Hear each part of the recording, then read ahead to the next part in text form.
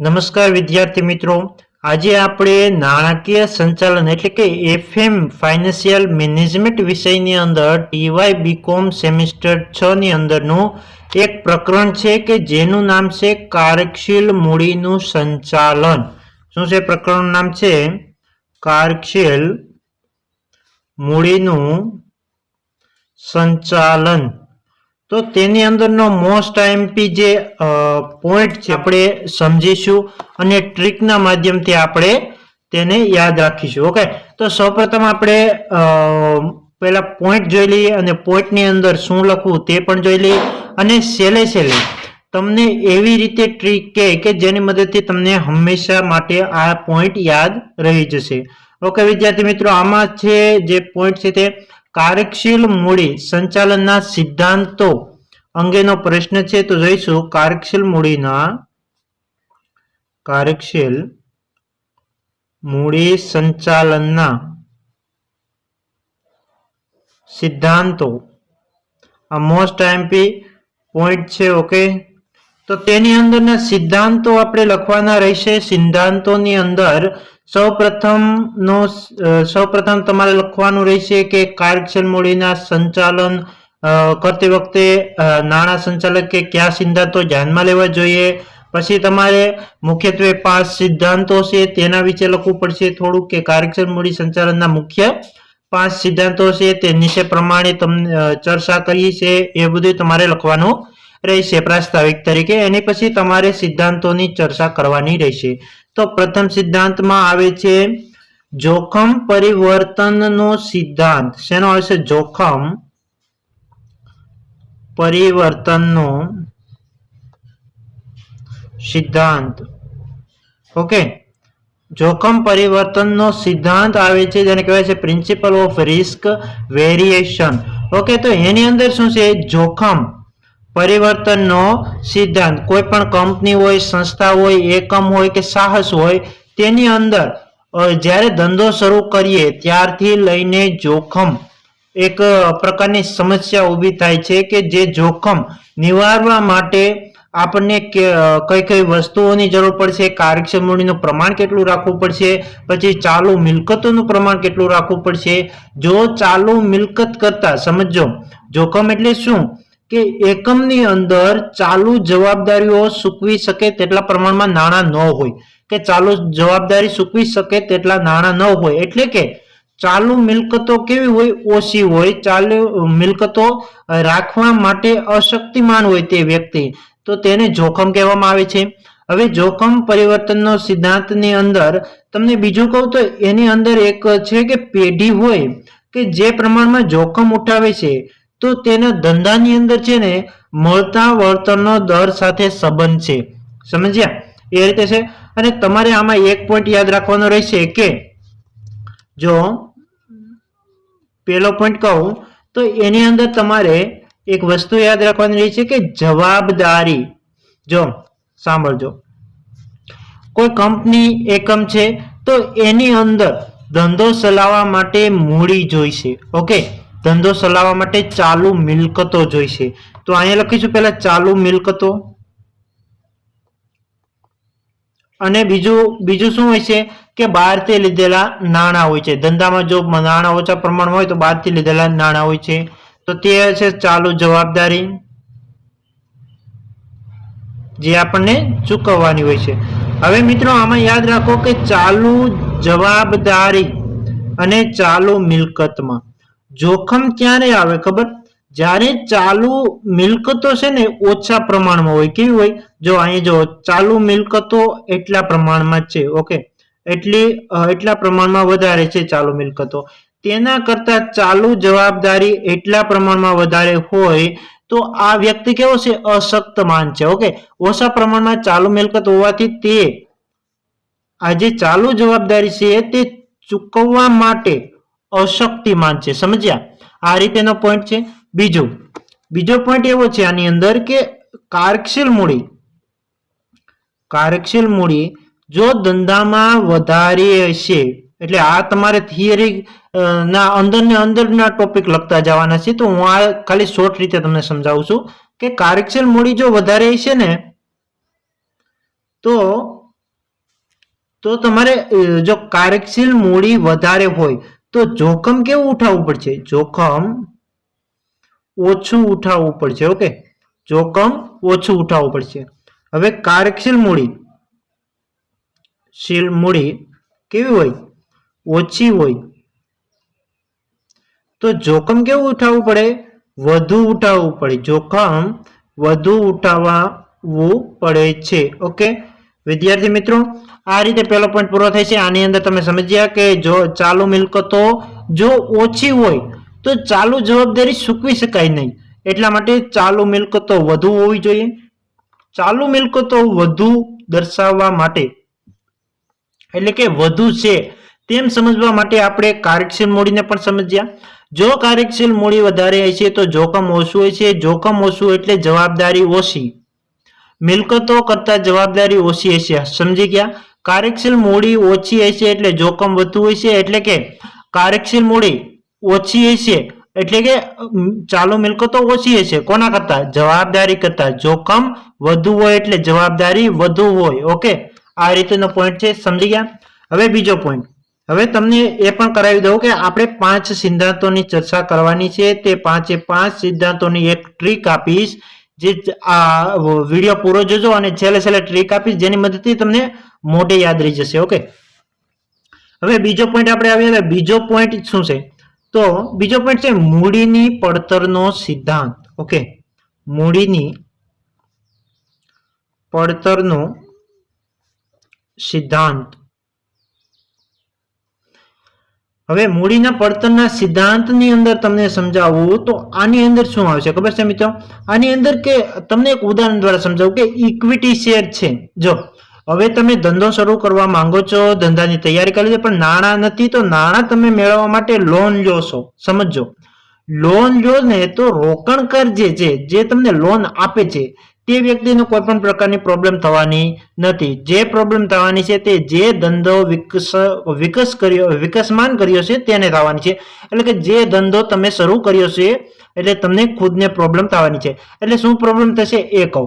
જો ધંધાની અંદર નાણાં રોકાયેલા હોય, નાણાં અંદર વેડફાઈ ગયા હોય અને ધંધો કેવા પ્રકારે નીચે જતો હોય, નફો ઓછો કમાતો હોય, તો તે તમારે નાણાં ચૂકવવામાં લોનના નાણાં ચૂકવવામાં તકલીફ પડે છે. હવે જુઓ કે મૂડીના પડતરનો સિદ્ધાંત તમને એ સમજાવે છે કે તમે લોન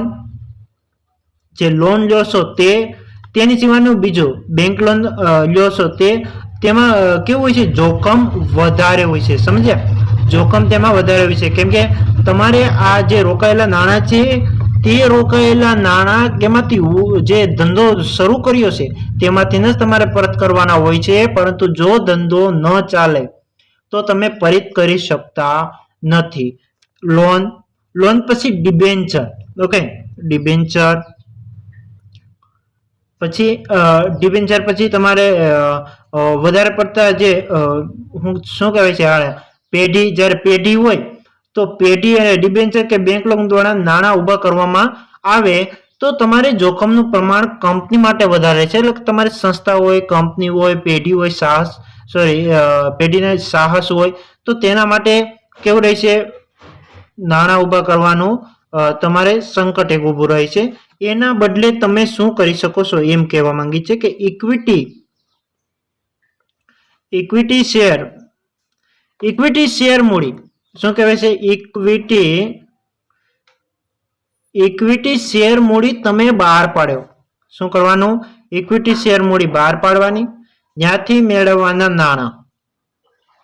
તો તમારે જોખમ કેવું રહે છે? ઓછું રહે છે. ઓકે, ઇક્વિટી શેર બહાર પાડી અને જો તમને સારી રીતે સમજાવી દઉં કે શેર મૂડીમાં ઇક્વિટી શેર દ્વારા મૂડી ઊભી કરો તો જોખમનું પ્રમાણ ઓછું રહે છે અને ઊંચા વળતરની શક્યતા વધુ રહે છે. ઊંચું વળતર મળે છે. શું મળે છે? ઊંચું વળતર મળે છે. ઓકે, તમને કેવું વળતર મળે છે? ઊંચું વળતર મળવાની શક્યતા વધારે રહેલ છે. ઓકે, તો સમજો, રોકાણકારો ડિબેન્ચર પર ઓછા વળતરની અપેક્ષા રાખે છે. રોકાણકારો છે ને એ ડિબેન્ચર ઉપર કેવા વળતરની અપેક્ષા રાખે છે? ઓછા વળતરની અપેક્ષા રાખે છે. તે સમજો. હવે મિત્રો, આ બીજો પોઈન્ટ ક્લિયર થાય છે. ત્રીજો પોઈન્ટ સમજીએ. પછી આ અંદરના પોઈન્ટ તમને સમજાવી દે હમણાં. તો ત્રીજો પોઈન્ટની અંદર છે ઇષ્ટતમપણાનો સિદ્ધાંત. ઇષ્ટતમપણાનો સિદ્ધાંત. હવે ઇષ્ટતમપણાનો સિદ્ધાંત તમને શું કહે? પ્રિન્સિપલ ઓફ ઓપ્ટિમાઇઝેશન શું કહે છે કે તમારે જે ઇષ્ટતમ પણાનો સિદ્ધાંત એમ કહે છે કે નાણાં સંચાલકે કાર્યશીલ મૂડી એટલા પ્રમાણમાં રાખવી જોઈએ જેથી ધંધામાં રોકાણ પર વધુમાં વધુ વળતર મળે. ઇષ્ટતમપણાનો સિદ્ધાંત એમ કહે છે કે ધંધાની અંદર સંચાલકે કોને કરવાનું રહેશે કામ? સંચાલકે શું રાખવાનું રહેશે? એટલા પ્રમાણમાં કાર્યશીલ મૂડી રાખવાની રહેશે કે જેથી શું થાય? ધંધાની અંદર રોકાણ પર વધુમાં વધુ શું મળી રહે? વળતર.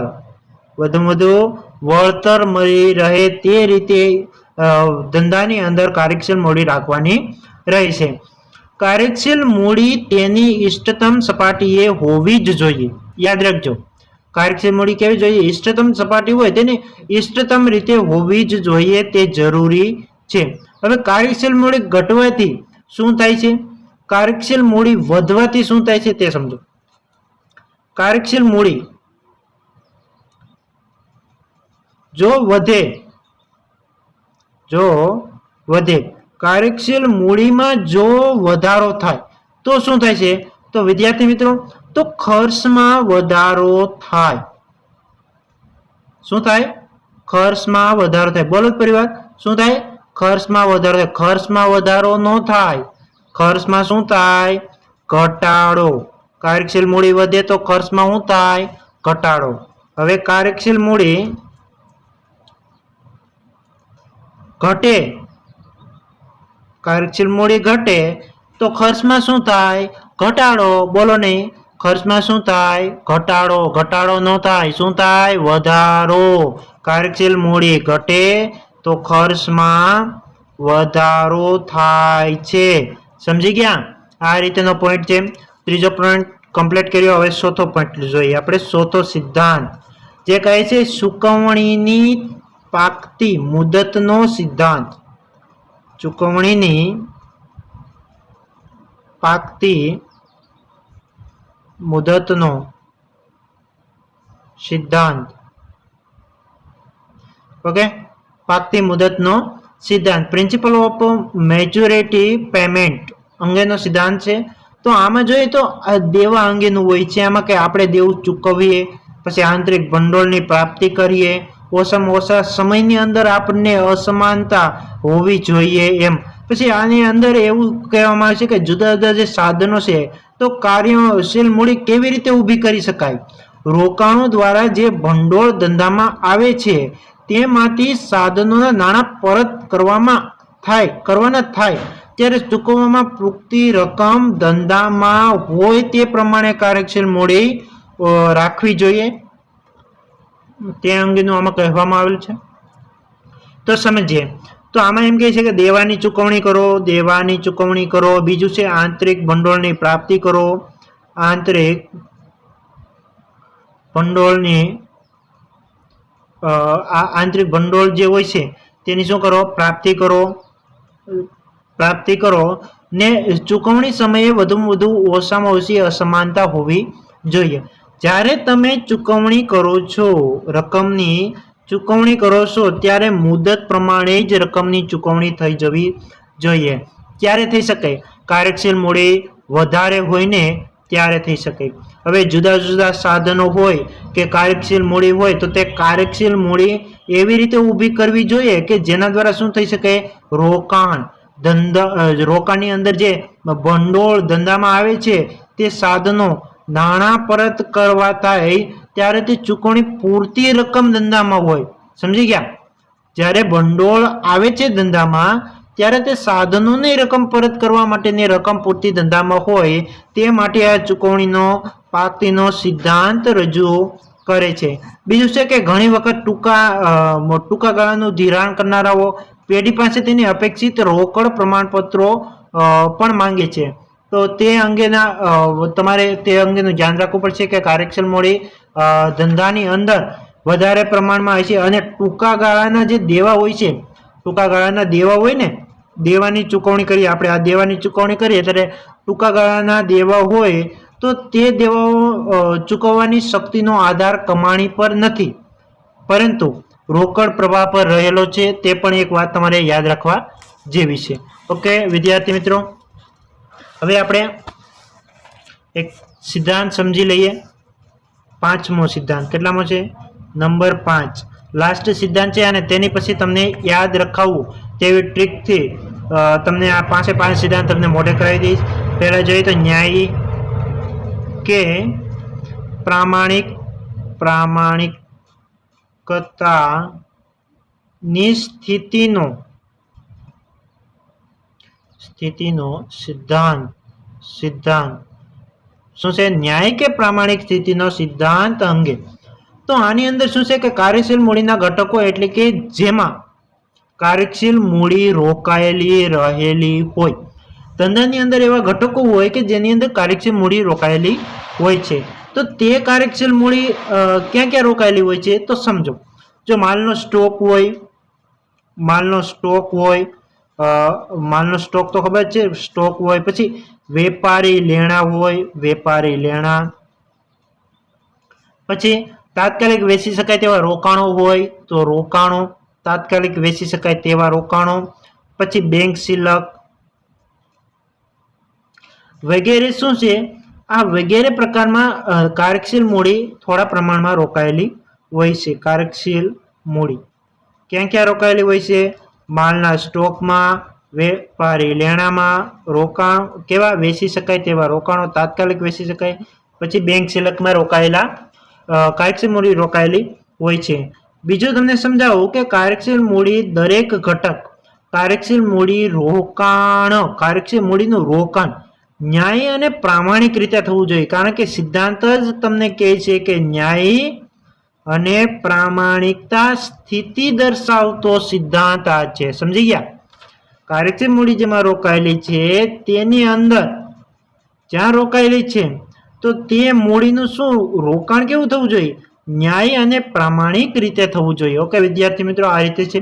બીજું એક વસ્તુ કહો, તે દરેક રૂપિયાનો પેઢી જે ચોખ્ખી કમાણી કરે છે, એટલે ચોખ્ખો જે ફાળો હોવો જોઈએ, એટલે કે જે કાર્યશીલ મૂડીમાં રોકાયેલા દરેક રૂપિયા છે, આની અંદર જેટલા રૂપિયા રોકાયેલા છે તો તે કેવું હોવું જોઈએ?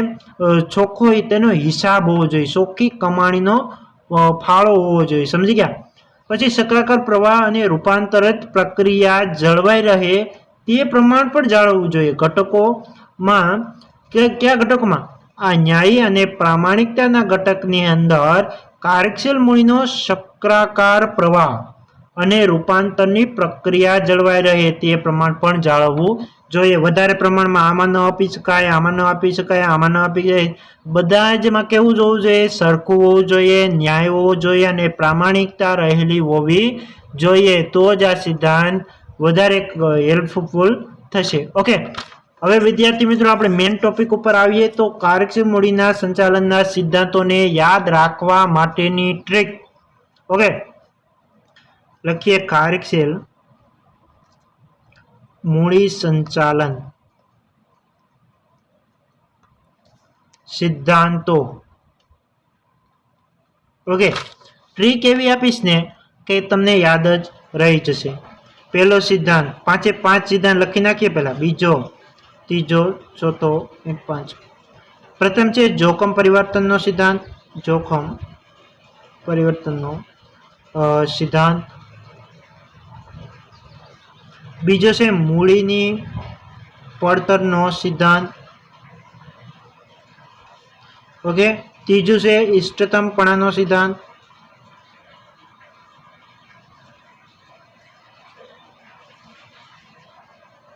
થઈ ગયો.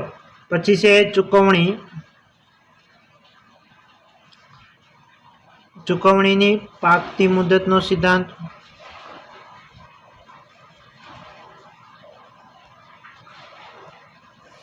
એની પછી છે ન્યાયી કે કેવું ન્યાય કે પ્રામાણિકતા ની સ્થિતિનો સિદ્ધાંત.